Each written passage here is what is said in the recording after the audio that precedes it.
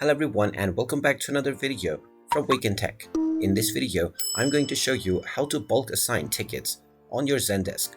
So let's get started right away. First of all, open up your web browser and then in the address bar type in zendesk.com and press enter. You will now be taken into the Zendesk website, from which click on the sign in button at the top right corner and then proceed with your credentials and you will be logged in to your Zendesk profile.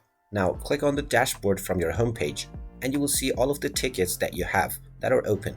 Now simply click on the check boxes at the left side of each ticket to choose the tickets that you want to assign in bulk.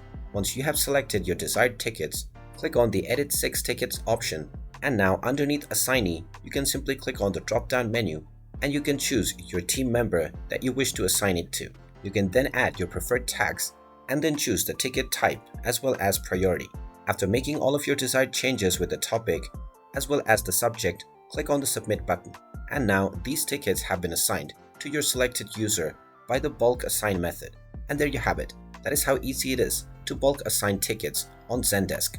If you find this video helpful, make sure you hit that like button and subscribe to our channel if you haven't done so already.